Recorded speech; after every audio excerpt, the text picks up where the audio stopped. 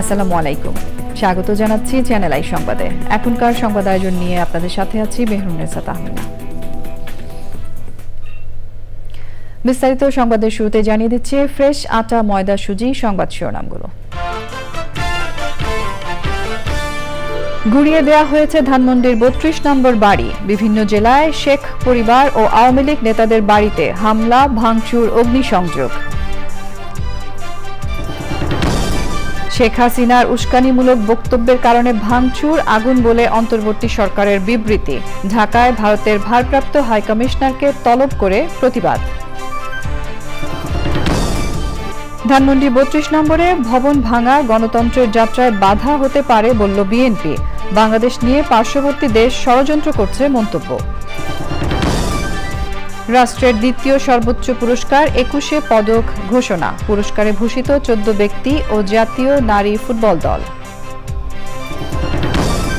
পরিবেশ প্রতিবেশ সংরক্ষণ ও দূষণ প্রতিরোধে সবাইকে সোচ্চার হওয়ার আহ্বান। শিক্ষার্থীদের বিজ্ঞান ও পরিবেশবাদী উদ্যোগের কার্যকর অগ্রগতিতে গুরুত্ব আরোপ। এবং আবারও আসছে চ্যানেল আই মিউজিক অ্যাওয়ার্ডস। সঙ্গীতের সব শাখার শিল্পীদের একত্রিত করার বর্ণিল আয়োজনের আগে চলছে মূল্যায়ন পর্ব।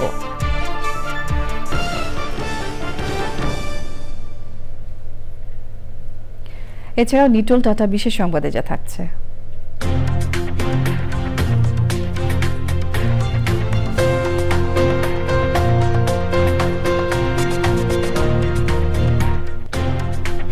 জয়পুরহাটে তারুণ্যের উৎসবের খবর।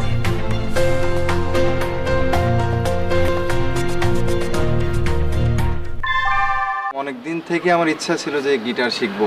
আমি যেহেতু স্টুডেন্ট, একবারে এতগুলো টাকাও ম্যানেজ করা সম্ভব হবে না। জানতে পারলাম বাবার মাধ্যমে যে বিকাশে সেভিংস করা যায়। এটা সবথেকে ভালো লাগে যে কম অ্যামাউন্ট দিয়ে করা যায়। ক্যাশ আউট করতে গেলে কোনো চার্জ লাগে না। বিকাশ অ্যাপে ডিপিএস টাকা জমায় সারা দেশ। সংবাদ শিরোনামগুলো জানাচ্ছিলাম। এখনকার এই সংবাদ আয়োজন একই সঙ্গে চ্যানেল আই এর ইউটিউব চ্যানেলে এবং চ্যানেল আই এর ওটিটি প্ল্যাটফর্ম আই স্ক্রিনে লাইভ স্ট্রিম হচ্ছে। এবার যাচ্ছে বিস্তারিত প্রসঙ্গে। রাজধানীর ধানমন্ডি ৩২ নম্বরে শেখ মুজিবুর রহমানের বাড়িটি ধ্বংসস্তূপে পরিণত হয়েছে। বুধবার রাত ৮টা থেকে বাড়িটি ভাঙা শুরু করে বিক্ষুব্ধ ছাত্র জনতা, যা চলে বৃহস্পতিবার দিনভর। বিক্ষুব্ধরা জানিয়েছেন ভবনটি সম্পূর্ণ গুড়িয়ে দেওয়া হবে। শহীদুল্লাহ রাজুর রিপোর্ট। গণ অভ্যুত্থানের মুখে আওয়ামী লীগ সরকার ক্ষমতাচ্যুত হওয়ার ৬ মাস পর বুধবার রাতভর ধানমন্ডি ৩২ নম্বরে শেখ মুজিবুর রহমানের বাসভবনে ভাঙচুর চালায় বিক্ষুব্ধরা। মধ্যরাতে একটি ভবনের অর্ধেক এবং আরেকটি ভবনের একাংশ এক্সকাভেটর ও ক্রেন দিয়ে গুড়িয়ে দেওয়া হয়। বৃহস্পতিবার সকাল থেকে আবারও ভবনটিতে ক্রেন দিয়ে ভাঙচুর চালানো হয়। সকাল 12:30টায় এক্সকাভেটর চলে যাওয়ার পর বিক্ষুব্ধ ছাত্র জনতা ভবনটি ভাঙচুরে অংশ নেয়। ভবনে আগুন দেওয়া হয় কয়েক দফায়। ভবনের অবকাঠামোর বিভিন্ন জিনিসপত্র খুলে নিতে দেখা গেছে অনেককেই। ভবন ভাঙার প্রতিবাদ করায় নারীসহ 2 জনকে মারধর করে বিক্ষুব্ধরা। ভবনের বাকি অংশ সমতল না করা পর্যন্ত ভাঙার কাজ চলবে বলে জানান উপস্থিত কয়েকজন। অন্যায় অত্যাচার করে কখনো চিরস্থায়ী হওয়া যায় না। এটা ফেসিবাদের বিরুদ্ধে সংগ্রাম। সাধারণ মানুষের পাবলিকের ভাষা বুঝতে হবে। আমরা সবসময় স্বৈরাচারের আন্ডারে পড়েছি, তো এই যেন ভবিষ্যৎ যারা রাজনীতি করবে তারা যেন এরকম ঘটনা কোনো ক্রমেই আর না ঘটে। তবে ধানমন্ডি ৩২ নম্বর সড়কে জড়ো হওয়া অনেকেই বলছেন দেশে শান্তি চান তারা। জনগণের পক্ষে যদি কেউ কথা না বলে তাদেরকে এই পরিণতি বহন করতে হবে। এই রাস্তাটা যে বন্ধ ছিল মৌলিক অধিকার বিরোধী, তবে এই ধরনের ভাঙাচোরা এটা অনাকাঙ্ক্ষিত ঘটনা।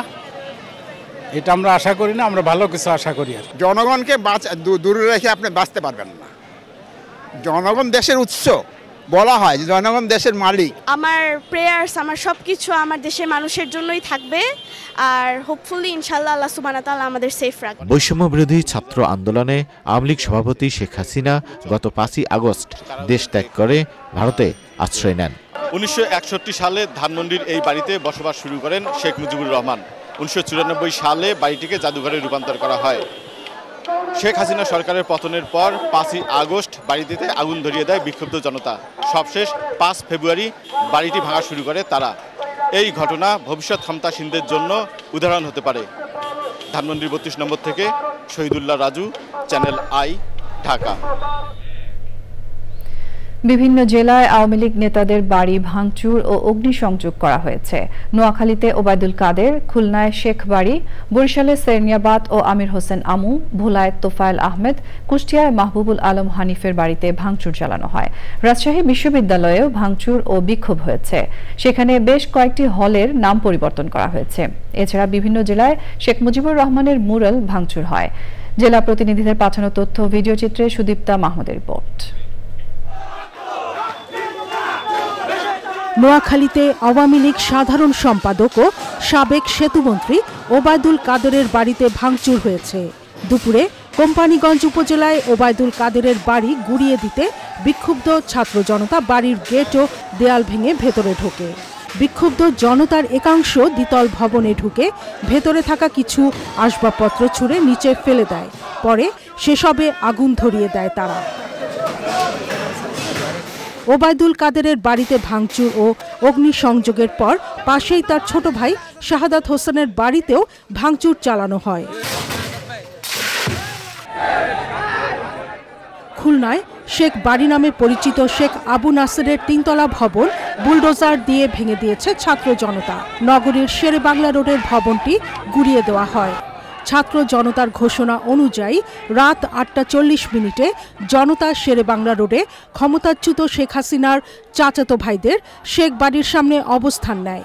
ছাত্র জনতা পুরো ভবনটির অবকাঠামোই ভেঙে ফেলে। শেখ হাসিনার ভাগ্নে বরিশাল মহানগর আওয়ামী লীগের সাধারণ সম্পাদক ও বরিশাল সিটি কর্পোরেশনের সাবেক মেয়র শেরনিয়াবাদ সাদিক আবদুল্লার কালীবাড়ি রোডের বাসভবনে হামলা, ভাঙচুর ও অগ্নিসংযোগ করেছে বিক্ষুব্ধ জনতা। পাশাপাশি তারা ভবনে বুলডোজার ঢুকিয়ে গুড়িয়ে দেওয়ার কাজ শুরু করেন। বরিশাল নগরীর জীবনানন্দ দাস সড়কে আওয়ামী লীগের উপদেষ্টা মণ্ডলীর সদস্য ও সাবেক মন্ত্রী আমির হোসেন আমুর বাসভবনে হামলা চালিয়ে ব্যাপক ভাঙচুর করেছে বিক্ষুব্ধ ছাত্র জনতা। রাত 2টার পর বুলডোজার দিয়ে ভেঙে গুড়িয়ে দেওয়া হয়। আওয়ামী লীগের উপদেষ্টা মণ্ডলীর সদস্য ও সাবেক মন্ত্রী তোফায়েল আহমেদের ভোলা পৌরসভার 2 নম্বর ওয়ার্ডের গাজীপুর রোডের বাড়িতে ভাঙচুর ও আগুন দেয় বৈষম্য বিরোধী ছাত্র আন্দোলনের কর্মীরা।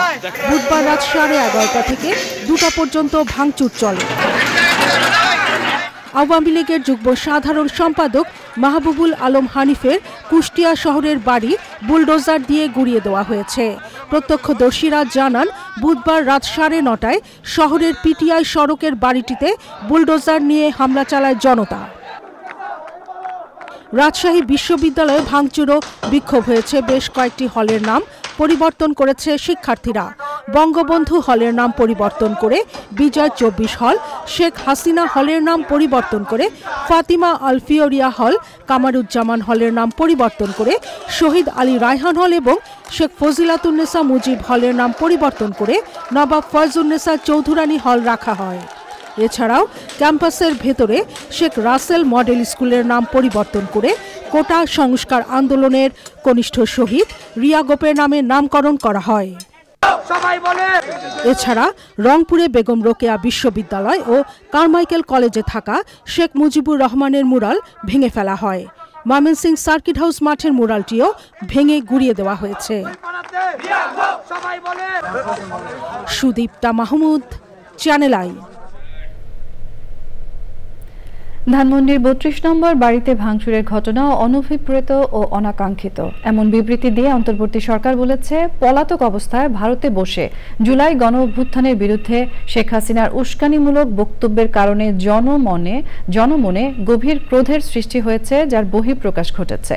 গত 6 মাসে 32 নম্বর বাড়িটিতে কোনো ধরনের আক্রমণ ধ্বংসযোগ্য হয়নি। গতকাল রাতে এটি ঘটেছে পলাতক শেখ হাসিনার বক্তব্য ঘিরে, যার দুটো অংশ আছে। একটি অংশ হলো জুলাই গণঅভ্যুত্থানে যারা আত্মদান করেছেন শেখ হাসিনা তাদেরকে অপমান করেছেন। দ্বিতীয়ত, শেখ হাসিনা দুর্নীতি, সন্ত্রাস ও অমানবিক প্রক্রিয়ার নিপীড়ন চালিয়ে ক্ষমতায় থাকাকালীন যে সুরে কথা বলতেন, গণঅভ্যুত্থানের মুখে পালিয়ে যাওয়ার পরেও তিনি একই হুমকি ধামকির সুরে জুলাই গণঅভ্যুত্থানে অংশ নেওয়া প্রতিটি মানুষের বিরুদ্ধে কথা বলে চলেছেন, হুমকি ধামকি দিচ্ছেন। সরকার আশা করে ভারত যেন তার ভূখণ্ডকে বাংলাদেশে অস্থিতিশীলতা সৃষ্টি করে এমন কাজে ব্যবহৃত হতে না দেয় এবং শেখ হাসিনাকে বক্তব্য দেওয়ার সুযোগ না দেয়। লিখিত অনুরোধের পরও দিল্লি থেকে শেখ হাসিনার বক্তব্য প্রচারের সুযোগ দেয়ায় ভারতের ভারপ্রাপ্ত হাইকমিশনারকে তলব করে প্রতিবাদপত্র দিয়েছে পররাষ্ট্র মন্ত্রণালয়। পররাষ্ট্র উপদেষ্টা সাংবাদিকদের জানান, দিল্লির চিঠির জবাবের অপেক্ষায় বাংলাদেশ।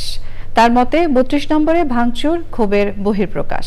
এপ্রিলের মধ্যে পাকিস্তানের পররাষ্ট্রমন্ত্রীর ঢাকা সফরের কথাও জানান তিনি। পান্থ রহমান জানাচ্ছেন বিস্তারিত। দিল্লি থেকে দেশবাসীর উদ্দেশ্যে সাবেক প্রধানমন্ত্রী শেখ হাসিনার বক্তব্যের জেরে বুধবার রাতেই গুঁড়িয়ে দেয়া হয় ধানমন্ডি ৩২ নম্বরের ঐতিহাসিক বাড়ি।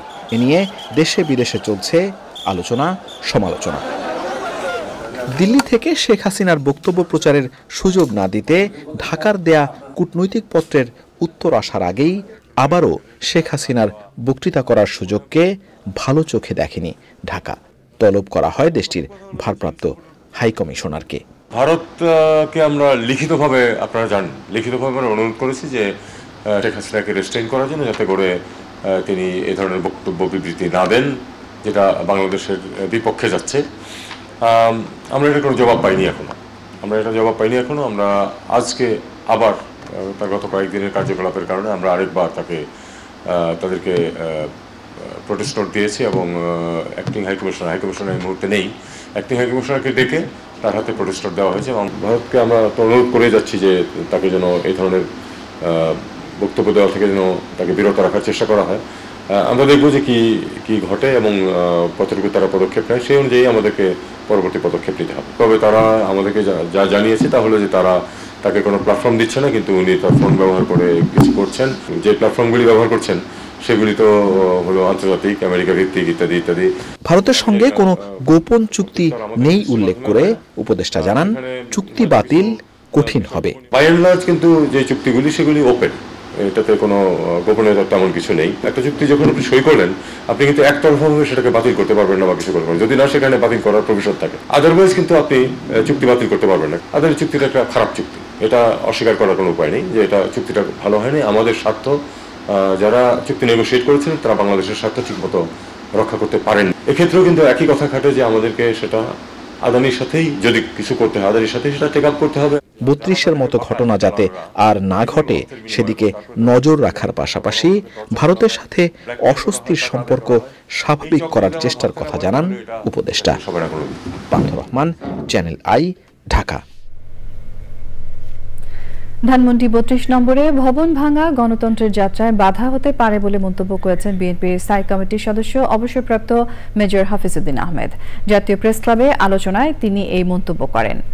বাংলাদেশ নিয়ে পার্শ্ববর্তী দেশ ষড়যন্ত্র করছে বলেও জানান হাফিজউদ্দিন আহমেদ। ভিন্ন কর্মসূচিতে ছাত্রদলের সাধারণ সম্পাদক অভিযোগ করেছেন, শিক্ষাঙ্গনে ছাত্রলীগ সন্ত্রাসী কার্যক্রম চালিয়েছে। তদন্ত সাপেক্ষে দোষীদের বিচার দাবি করেছেন তিনি। বিস্তারিত মইনুল হাসানের রিপোর্টে।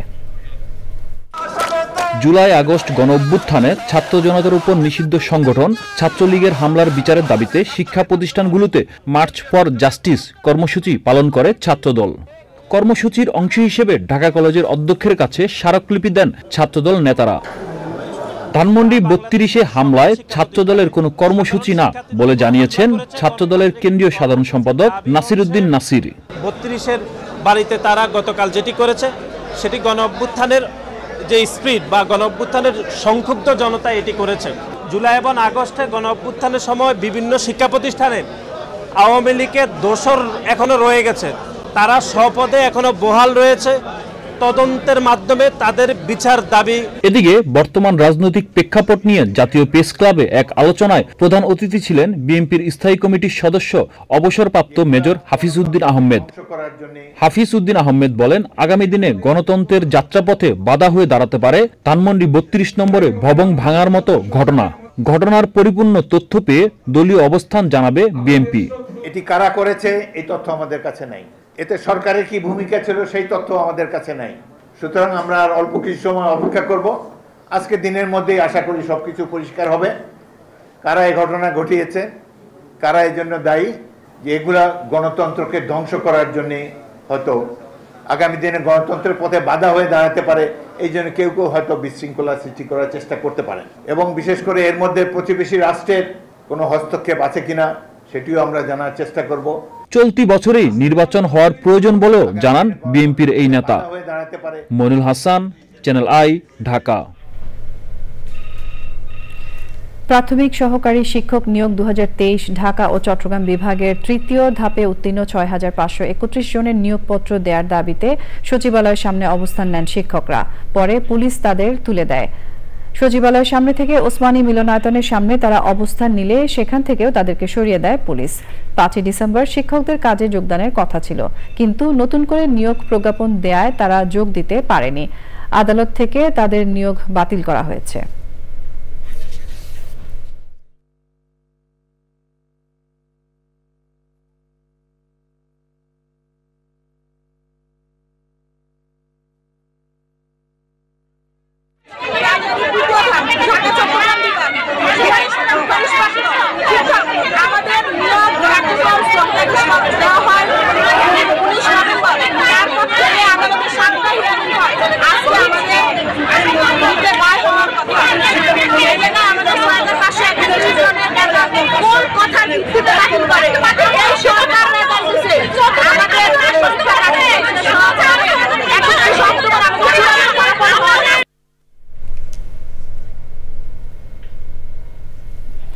আন্তর্জাতিক অপরাধ আদালত 1973 সময় উপযোগী করার লক্ষ্যে আইনের অধিকতর সংশোধনের জন্য একই নামে 2025 প্রণয়ন করা হয়েছে। উপদেষ্টা পরিষদের বৈঠকে প্রয়োজনীয় সংশোধনী সহ লেজিসলেটিভ ও সংসদ বিষয়ক বিভাগের ভেটিং সাপেক্ষে খসড়া অধ্যাদেশ চূড়ান্ত অনুমোদন করা হয়েছে। প্রধান উপদেষ্টার কার্যালয়ে উপদেষ্টা পরিষদের 22তম বৈঠক হয়। সভায় সভাপতিত্ব করেন প্রধান উপদেষ্টা অধ্যাপক ডক্টর মোহাম্মদ ইউনুস।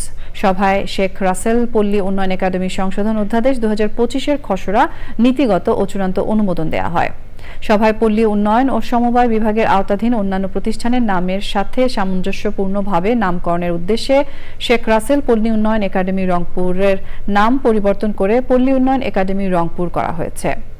জাতীয় পরিচয় নিবন্ধন আইন রহিতকরণ অধ্যাদেশ 2025-এর খসড়ার নীতিগত ও চূড়ান্ত অনুমোদন দিয়েছে উপদেষ্টা পরিষদ।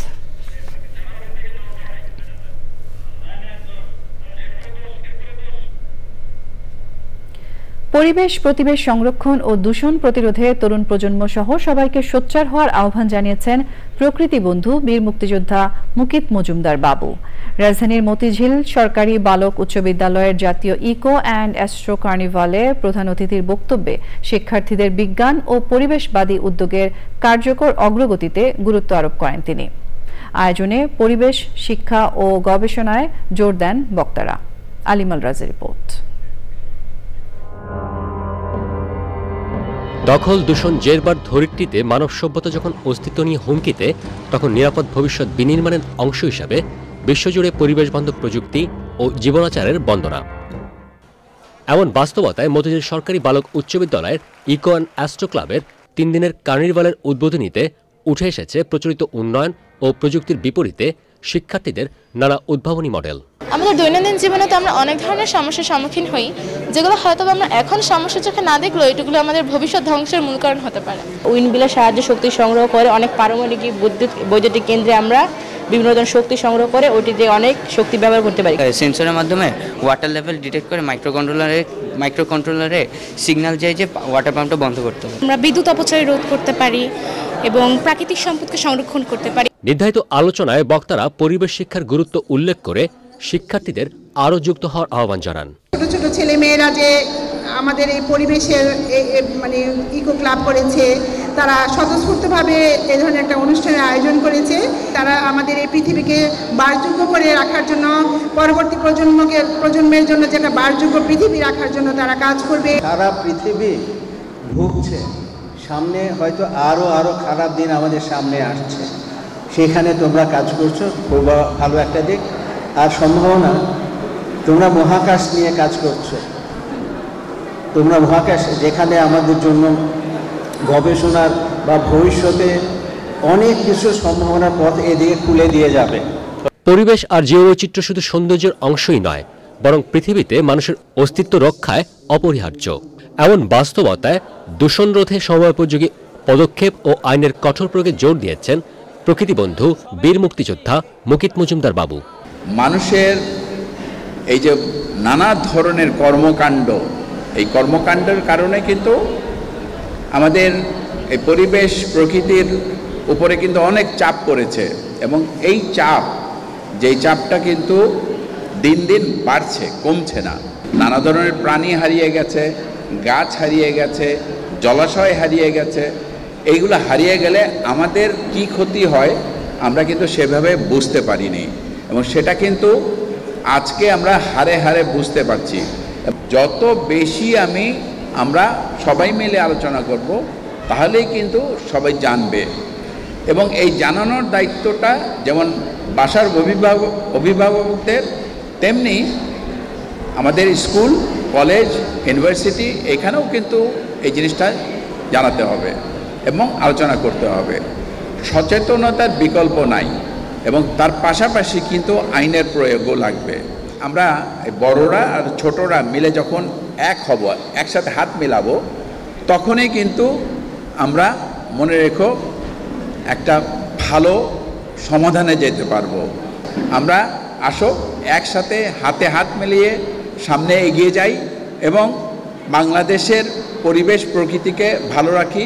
কারণ এটা শুধু ভালো রাখার জন্যই ভালো রাখা না, এটি ভালো রাখার মধ্যে কিন্তু তোমরা নিজেরাও ভালো থাকবে, ভবিষ্যৎ প্রজন্মও ভালো থাকবে, এই দেশটা ভালো থাকবে। দীর্ঘমেয়াদে দূষণ ও প্রকৃতি ধ্বংসের ফল বিবেচনায় ঐক্যবদ্ধ আন্তর্জাতিক উদ্যোগ না নিলে বিপর্যয়কর পরিস্থিতি রোধ করতে পারবে না মানব সভ্যতা। আলিমাল রাজি, চ্যানেল আই, ঢাকা। রাষ্ট্রের দ্বিতীয় সর্বোচ্চ পুরস্কার ২১শে পদক ২০২৫ ঘোষণা করা হয়েছে। এবার ১৪ ব্যক্তি ও জাতীয় নারী ফুটবল দলকে এই পুরস্কারে ভূষিত করা হয়েছে। সংস্কৃতি বিষয়ক উপদেষ্টা মুস্তাফা সরোয়ার ফারুকী পুরস্কার প্রাপ্তদের নাম ঘোষণা করেন। পদকপ্রাপ্তরা হলেন গবেষণায় মহিদুল হাসান, ভাষা ও সাহিত্যে শহীদুল জহির মরণোত্তর এবং হেলাল হাফিজ মরণোত্তর, সমাজসেবায় মোহাম্মদ ইউসুফ, বিজ্ঞান ও প্রযুক্তিতে মেহেদি হাসান খান, শিক্ষায় ডক্টর নিয়াজ জামান, সংস্কৃতি ও শিক্ষায় ডক্টর শহীদুল আলম, সাংবাদিকতা ও মানবাধিকারে মাহমুদুর রহমান, সাংবাদিকতায় মাহফুজুল্লাহ মরণোত্তর, শিল্পকলায় রোকেয়া সুলতানা ও নাসির আলী মামুন, সঙ্গীতে ফেরদৌস আরা ও নিরোধ বরণ বড়ুয়া, চলচ্চিত্রে আজিজুর রহমান মরণোত্তর এবং ক্রীড়ায় জাতীয় নারী ফুটবল দল। সঙ্গীতের সব শাখার শিল্পীদের একত্রিত করার প্রয়াসে আবারও আসছে চ্যানেল আই মিউজিক অ্যাওয়ার্ডস। দক্ষিণ পূর্ব এশিয়ায় সঙ্গীতের সবচেয়ে বড় এই অ্যাওয়ার্ড অনুষ্ঠানের বিচার কাজ চলছে। সেরা শিল্পীদের বাছাইয়ে যুক্ত আছেন দেশের সঙ্গীত ও সংস্কৃতি অঙ্গনের বিশিষ্টজনেরা। লায়লা নওশনের রিপোর্ট। সুর ও সঙ্গীতের উৎকর্ষ সাধনের লক্ষ্যকে সামনে রেখে সুস্থ ধারার সঙ্গীতকে এগিয়ে নিতে ২০০৪ সালে শুরু হয় চ্যানেল আই মিউজিক অ্যাওয়ার্ডস। পর্যায়ক্রমে এই আয়োজন পরিচিতি পায় দক্ষিণ পূর্ব এশিয়ার সবচেয়ে বড় অ্যাওয়ার্ড শো হিসেবে। ১৯তম আসরের জন্য জমা হওয়া সেরা গানগুলো বাছাই করতে শুরু হয়েছে বাছাই প্রক্রিয়া। বিচার কাজ পরিচালনা করছেন দেশের বিখ্যাত সঙ্গীতজ্ঞ ও নির্মাণের সঙ্গে সংশ্লিষ্টরা। এটা বিভিন্ন ক্যাটাগরিতে, রবীন্দ্রসঙ্গীতে, নজরুল সঙ্গীতে, লোকগীতি যেটা বলা হয়, আধুনিক চলচ্চিত্রের গানগুলোকে এইভাবে করা হয়। এখানে যারা গুণী বিচারক আছেন তারা সাধ্যমতো চেষ্টা করে, আপ্রাণ চেষ্টা করেন তাদের বিচার কার্য সুষ্ঠুভাবে সমর্পণ করা দেন। গীতি কবিতার ক্ষেত্রে লেখার যে একটি ফরম্যাট আছে, সেই ফরম্যাটটা ঠিক থাকলো কিনা, তার ছন্দ, মাত্রা, অন্তমিল এগুলার আমরা লক্ষ্য করে থাকি যে সেগুলো ঠিকঠাক মতো আছে কিনা। ১৯তম চ্যানেল আই মিউজিক অ্যাওয়ার্ডস ২০২৪-এ আজীবন সম্মাননা সহ ১৭টি ক্যাটাগরিতে পুরস্কার দেওয়া হবে। এর মধ্যেও কিছু গান হয়তো কালোজয়ী হবে, আমাদের মনে গেঁথে থাকবে। তো এরকম গান আমরা পাই মাঝে মাঝে, তো সেই রকম গানের প্রত্যাশায় থাকছি। শিল্পীদের তৈরির কারখানা আমার কাছে চ্যানেল আইকে মনে হয় এই জন্য যে তারা কিন্তু অনেক জায়গা থেকে অনেককে তুলে নিয়ে এসে ইতিমধ্যে আমাদের দেশের মানুষের কাছে নিয়ে আসতে পেরেছে। এই উদ্যোগগুলো ভালো লাগে। সঙ্গীত জগতের শিল্পী ও কলাকুশলীদের সম্মান জানাতেই শিগগিরই আয়োজিত হবে সঙ্গীতের এই মহোৎসব। লায়লা নওশিন, চ্যানেল আই, ঢাকা। সংবাদের এ পর্যায়ে আমরা নিচ্ছি একটা বিরতি। স্বাগত জানাচ্ছি আরও একবার চ্যানেল আই সংবাদে।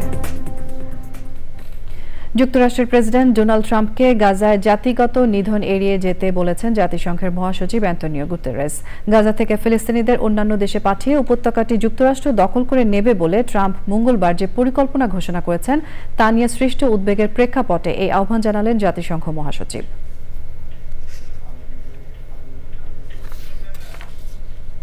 এবারে রয়েছে নিটোল টাটা বিশেষ সংবাদ।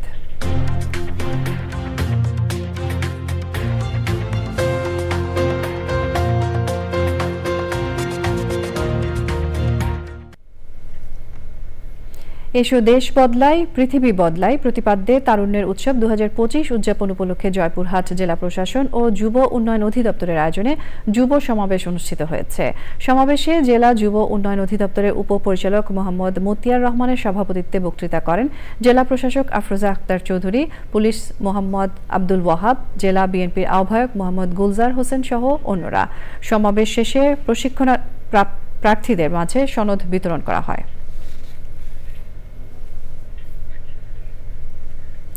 পূবালী ব্যাংক বাণিজ্য সংবাদ।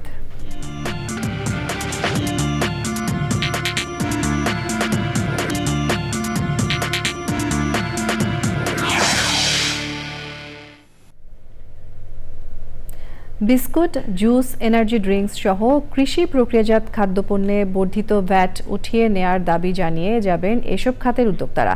জাতীয় রাজস্ব বোর্ড এনবিআর চেয়ারম্যানের সঙ্গে বৈঠক শেষে তারা বলেছেন, ভোক্তার কথা মাথায় রেখে বাড়তি ভ্যাট প্রত্যাহারের অনুরোধ তাদের।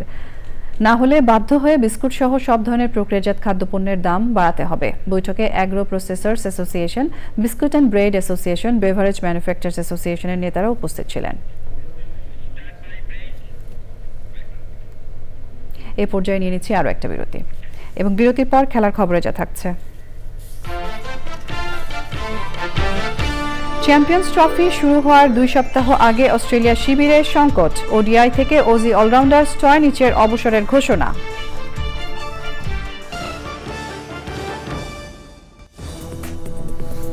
স্বাগত জানাচ্ছি আরও একবার চ্যানেল আই সংবাদে।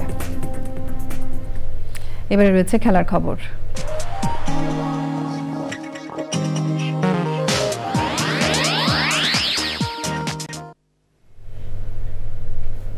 চ্যাম্পিয়ন্স ট্রফি শুরুর মাত্র 2 সপ্তাহ আগে আরও একটি দুঃসংবাদ শুনল অস্ট্রেলিয়ার ক্রিকেট ভক্তরা। চ্যাম্পিয়ন্স ট্রফির জন্য গড়া ওজি স্কোয়াডের নির্ভরযোগ্য অলরাউন্ডার মার্কাস স্টয়নিচ আন্তর্জাতিক ওডিআই ক্রিকেট থেকে আচমকাই অবসরের ঘোষণা দিয়েছেন। সংবাদ শেষ করব ফ্রেশ আটা ময়দা সুজি সংবাদ শিরোনামগুলো আরও একবার জানিয়ে দিয়ে।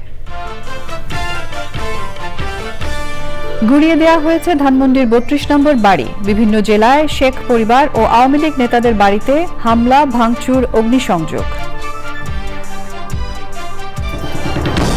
শেখ হাসিনার উস্কানিমূলক বক্তব্যের কারণে ভাঙচুর, আগুন বলে অন্তর্বর্তী সরকারের বিবৃতি। ঢাকায় ভারতের ভারপ্রাপ্ত হাইকমিশনারকে তলব করে প্রতিবাদ। ধানমন্ডি 32 নম্বরে ভবন ভাঙা গণতন্ত্রের যাত্রায় বাধা হতে পারে বলল বিএনপি। বাংলাদেশ নিয়ে পার্শ্ববর্তী দেশ ষড়যন্ত্র করছে মন্তব্য। রাষ্ট্রের দ্বিতীয় সর্বোচ্চ পুরস্কার 21 পদক ঘোষণা। পুরস্কারে ভূষিত 14 ব্যক্তি ও জাতীয় নারী ফুটবল দল। পরিবেশ প্রতিবেশ সংরক্ষণ ও দূষণ প্রতিরোধে সবাইকে সোচ্চার হওয়ার আহ্বান। শিক্ষার্থীদের বিজ্ঞান ও পরিবেশবাদী উদ্যোগের কার্যকর অগ্রগতিতে গুরুত্ব আরোপ। এবং আবারও আসছে চ্যানেল আই মিউজিক অ্যাওয়ার্ডস। সঙ্গীতের সব শাখার শিল্পীদের একত্রিত করার বর্ণিল আয়োজনের আগে চলছে মূল্যায়ন পর্ব।